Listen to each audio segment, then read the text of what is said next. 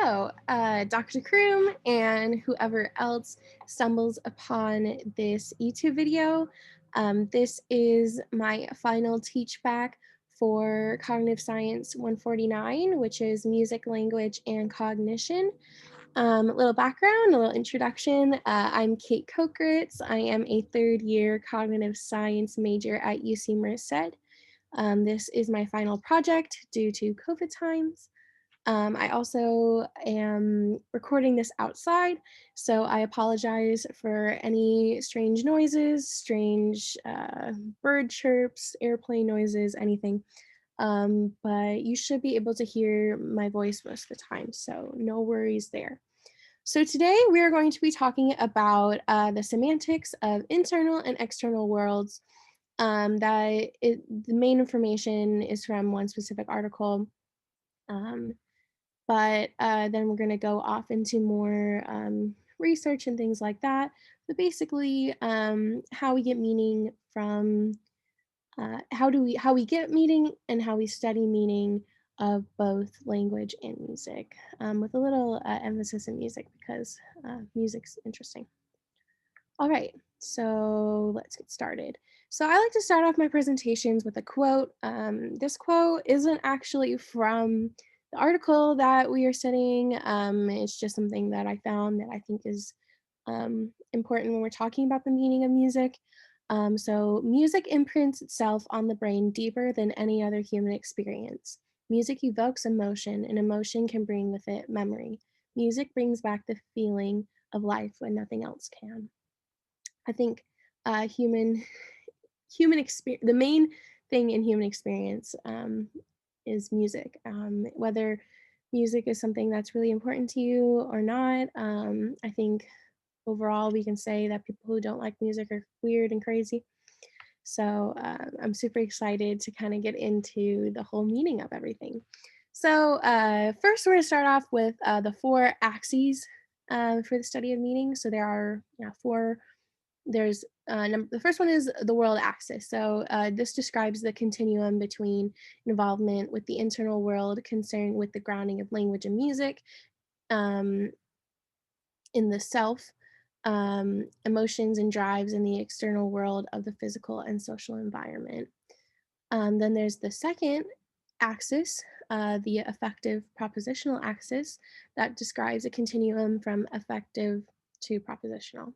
And then there's the sensory motor symbolic axis, considers levels ranging from sensory motor to conceptual or symbolic processing. And then the last axis is the structure axis. So this considers structures ranging from small scale, like a sentence, to large scale, which is a whole discourse on something.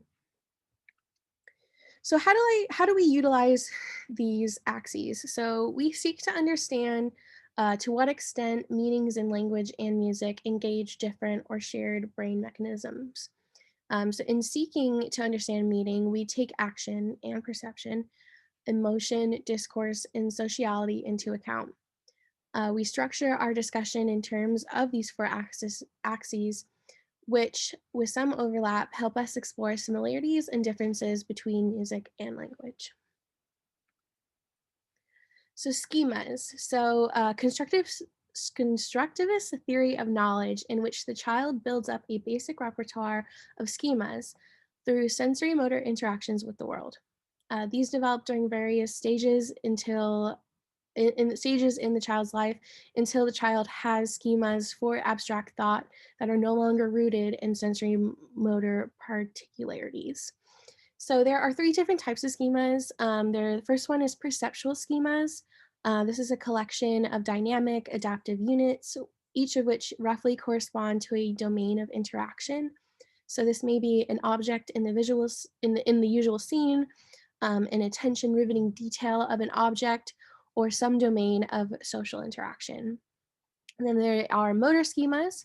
They encode knowledge of how to interact with that, which the perceptual schema represents. So the same object may be acted upon in different ways, depending on, what you are trying to do. And then there is anticipatory schemas, so plans of perceptual action, as well as readiness for particular kinds of sensory structure that directs the subject's exploration of the world. The information that is picked up is modified or does modify the perceiver's anticipations of certain kinds of information, which, when modified, directs further exploration. And then emotions. So there are three different types of emotions that we can talk about. So there is utilitarian emotions. So these include like fear and disgust. They're also called basic or modal or premortal emotions. So these serve as the most elementary basic needs of an animal. And then there are aesthetic emotions. These include sublimity, awe, and beauty. And these are related to enjoyment. And then there are epistemic emotions. These include interest and curiosity. So it's related to pleasure elicited through intellectual play and understanding. And it also can be related to conceptual thinking. So there are also two important things that we can talk about with emotions. The first is appraisal. So that's an emotion antecedent evaluation consisting of a complex recursive process of sequential cumulative checking of factors such as novelty, intrinsic pleasantness, goal conductiveness, coping potential, and self norm compatibility. And then there is the action emotion perception cycle. So the interaction of the appraisal process with components of the emotion process. So that includes action tendencies, physiological changes, motor expressions, and feelings that integrate all of these components. This doesn't reach a static endpoint, but instead forms a cycle where the efferent effects occur continuously in the appraisal process as soon as there is a sufficient stability of an appraisal on a specific criterion to warrant the energy invested in an action. Now, there are four levels of processing. So the first is like low sensory motor level, which is a pattern matching mechanism that is largely genetically determined using criteria consisting of appropriate templates. So this level would match the unconditioned stimulus to an unconditioned response. So, for instance, coupling actions such as a puff of air to the cornea and the closure of the eyelid. So basically, it is essentially a brainstem response or a reflex, which makes sense, the lowest level of processing we can. Then the second one is a schematic level. So this is based on memory traces from individual learning processes in the form of uniform, holistic templates and occurring in a fairly automatic, unconscious fashion. So this level would be constructed from the association of the conditioned stimulus, like a tone, to the unconditioned stimulus, which would still be the closure of the eyelid. So this involves the amygdala and the cerebellum. So, and then there's an association level. So this is based on multiform associations spreading and evolving various cortical association areas. This may either occur automatically and unconsciously, or in a deliberate, conscious fashion, depending on attentional investment. So, this level would be the integration of the now salient conditioned stimulus into a more elaborate behavioral plan that rely on cortical mechanisms. And then there's the fourth level, the conceptual level, which involves propositional knowledge and underlying culturally shaped representational meaning, which probably requires consciousness and effortful calculations in prefrontal cortical areas. So, advanced planning and meta representational systems of the prefrontal cortex will come into play with that level of processing. Um, and then there are three different things when talking about the meaning of language and music. So, there's affect, which is a short emotional event. Then we go into emotion. So it's object specific and shorter in duration than moods. And then moods are enduring emotional events that kind of last a longer time. So these are all kind of emotions, but different language depending on how long it lasts. So affect is short, emotion is medium, and mood is long. So we can view the dynamic nature of music as a set of discrete emotional events of varying duration. The entire form of the piece can induce a aesthetic appreciation and cognitive recognition of a theme that is accompanied by an aesthetic emotion. And then we have three different types of meaning that are given in Meyer's 1956 model of musical meaning. So there is hypothetical meaning, the unconscious generation of expectations related to and specific to a stimulus that could be described by probabilistic relations between antecedents and consequence. Then there's evident meaning, which occurs when the consequent becomes actualized as a concrete musical event, reaching a new stage of meaning. This appears when the relation between antecedent and consequent is actually perceived. Um, they developed that no more 1990 developed the related implication realization theory, in which an unrealized implication results in a surprise. And then there is determinate meaning, which refers to the meaning that arises only after the experience of the work um, is timeless in memory, only when all the meanings which the stimulus has had in the particular experience are realized and the relationships to one another are comprehended as fully as possible. And then the idea of mirror mechanisms. So mirror mechanism is used and defined by Rosalotti and Sinigalia as the mechanism that unifies perception and action, transforming sensory representations of the behavior of others into motor representations of the same behavior in the observer's brain. So this is very similar to mirror neurons. So the suggestion of, or includes mirror neurons, but in the bigger perspective of it. So like mirror neuron is just one neuron. Mirror mechanism is a bunch of neurons and how that whole system and process happens. So the suggestion of the evolutionary grounding of music and language in the action perception cycle raises the possibility that the action of the self, as experienced in the internal world, provides a foundation for meaning in language and music. So large-scale processing involved in dialogue, text, film, music, and situation comprehension can be viewed as involving different memory processes. So predictions and expectations about future events and episodes that are based on actual sensory input and past experiences of events and episodes. Okay, so now we're going to go into the further research part of the presentation.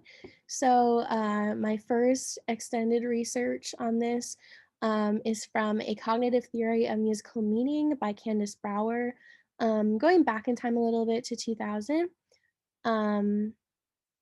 But I think the ideas offered from her are really insightful and relevant.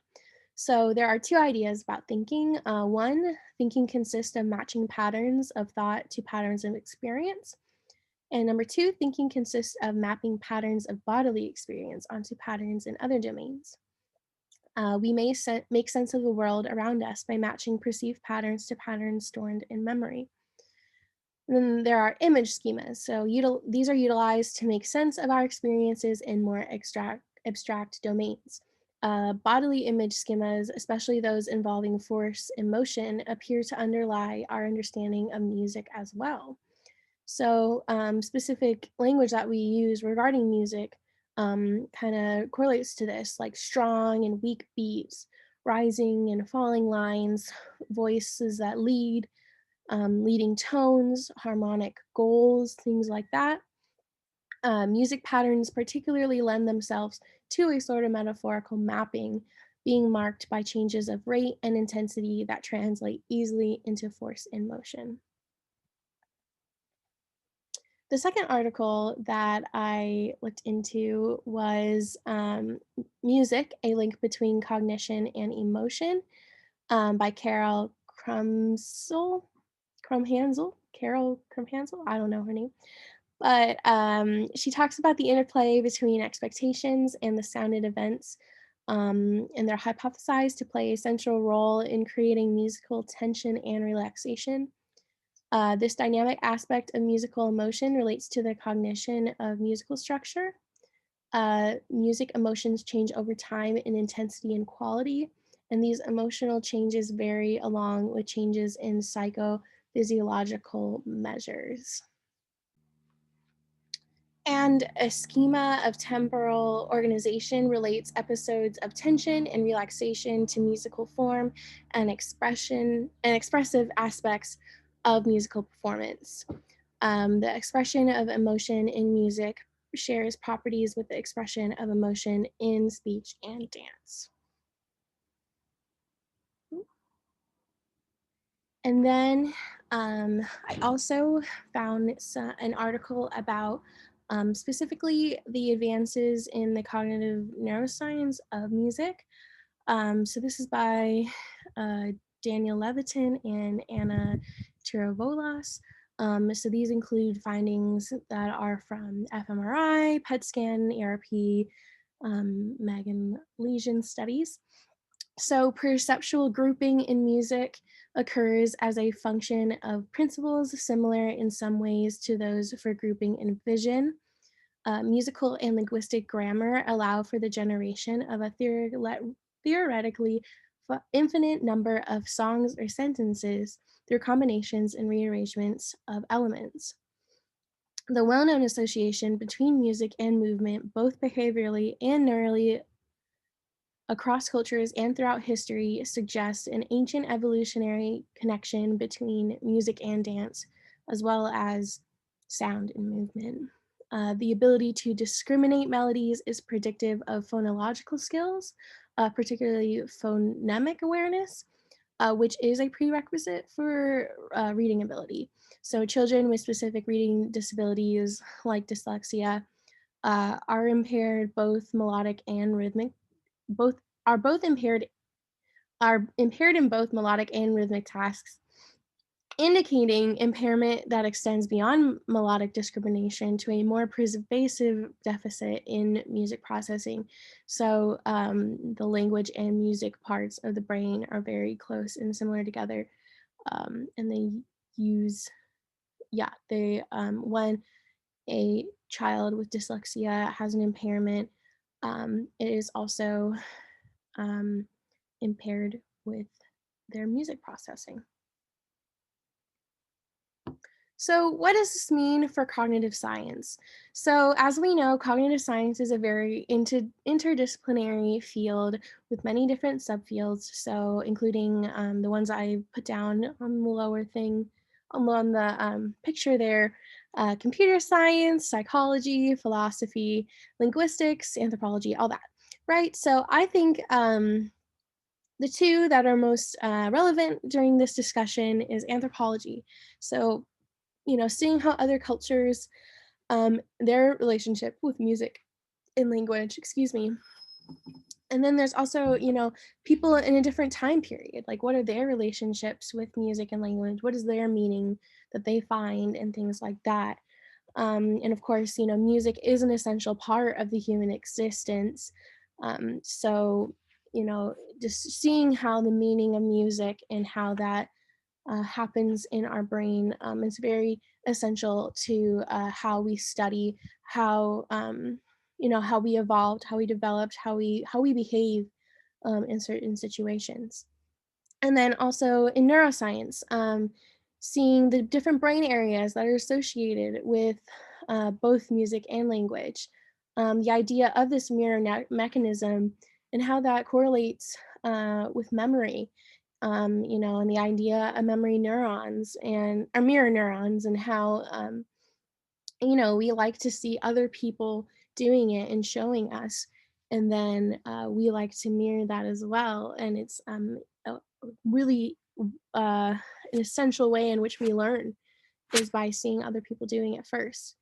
So how does that associate with um, memory and music and language? And then for future studies, if I were to do a future study regarding this topic, I would